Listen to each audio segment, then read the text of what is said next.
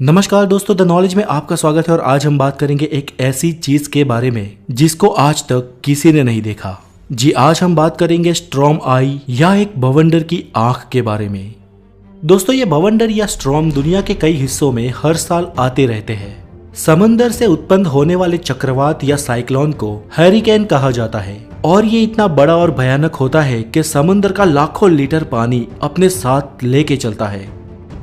इस स्ट्रॉम को उसके विनाश की अलग अलग कैटेगरीज में विभाजित किया जाता है, जिसमें अगर इसकी रफ्तार 119 से 153 किलोमीटर पर आवर है तो उसको फर्स्ट कैटेगरी में गिना जाता है। रफ्तार जैसे ही 154 किलोमीटर पर आवर से पार हो जाती है वो सेकंड कैटेगरी का रूप धारण कर लेता है। 178 और उसके ऊपर की रफ्तार को कैटेगरी 3 में गिना जाता है। 209 और उसके ऊपर की रफ्तार को कैटेगरी 4 में गिना जाता है। और जब ये साइक्लोन 252 किलोमीटर पर आवर की रफ्तार को छू लेता है उसे टाइप 5 की कैटेगरी में गिना जाता है। ये कैटेगरी बहुत ही विनाशकारी होती है दोस्तों। आज तक का सबसे विनाशकारी हैरिकेन कैटरीना था, जो अमेरिका में 2005 में आया था, जिसने उस वक्त $225 बिलियन का नुकसान किया था। अभी पिछले साल ही अगस्त 2017 में गल्फ ऑफ मैक्सिको में उत्पन्न हुआ और अमेरिका के टेक्सास स्टेट को हिट करने वाला हैरिकेन हार्वे भी कैटरीना की तरह ही बहुत ही विनाशकारी था। इन दोनों ही बवंडर की कैटेगरी 5 थी। समंदर से पैदा होने वाला ये हैरिकेन जब जमीनी विस्तार से टकराता है तो वो टॉर्नेडो में परिवर्तित हो जाता है और ये टॉर्नेडो इतना भयानक होता है कि आधुनिक से आधुनिक बिल्डिंग को भी पल में तहस नहस कर देता है। ऊपर से हैरिकेन जब जमीनी विस्तार को हिट करता है तो उसके साथ ही जमीन पे इतनी बारिश होती है कि मान लो बादल फट गया।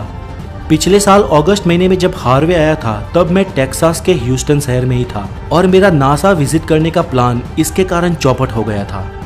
मेरे विस्तार से हैरिकेन का हिटिंग पॉइंट 400 किलोमीटर से भी ज्यादा दूर था, लेकिन ह्यूस्टन में 2 दिन में इतनी बारिश हुई थी कि आधा शहर पानी में डूब गया था।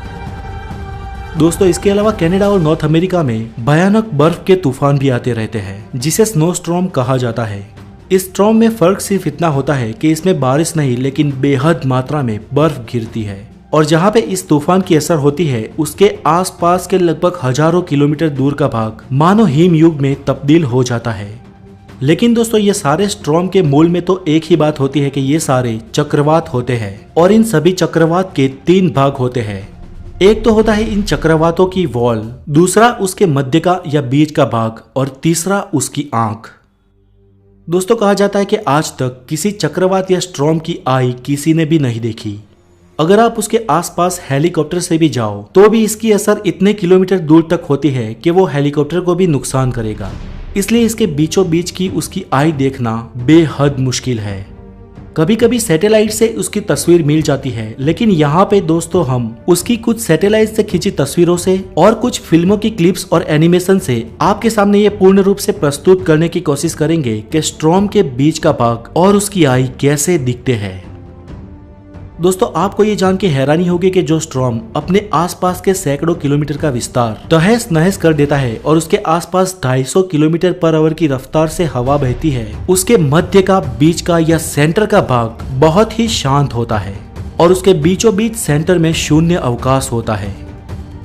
अगर कोई इंसान किसी तरह उस स्टॉर्म के बीचों बीच आ जाता है तो उसको वहां पे बेहद शांति और सन्नाटा दिखाई देगा। ना कोई आवाज, ना कोई हवा और एकदम शून्य अवकाश। दोस्तों, ये एक कुदरत का करिश्मा ही मान लो कि उसके आसपास स्टॉर्म तांडव मचा रहा होगा लेकिन बीचों बीच बेहद शांति होगी। लेकिन जब स्टॉर्म अपनी जगह से आगे बढ़ेगा तो वो इंसान स्टॉर्म की दीवार को टकराएगा ही और रफ्तार से घूमने वाली वो दीवार उस इंसान को या किसी भी चीज को अपने साथ उड़ा ले जाएगी। वो इंसान बहुत तेजी से दीवार में घूमने लगेगा और ऊपर जाने के बाद उसको जो नजारा दिखेगा वो मंजर होगा जो आज तक किसी ने नहीं देखा। वो होगी इस भयानक स्टॉर्म की आई, बेहद खूबसूरत लेकिन बहुत ही भयंकर। आफ्टर ऑल वो इंसान कहीं और दूर फेंक दिया जाएगा या फिर स्टॉर्म के बीचों बीच घिर के मारा जाएगा, क्योंकि स्टॉर्म इतना भयानक होता है कि उसके सेंटर का नजारा देखने वाला इंसान लगभग जिंदा नहीं बचता।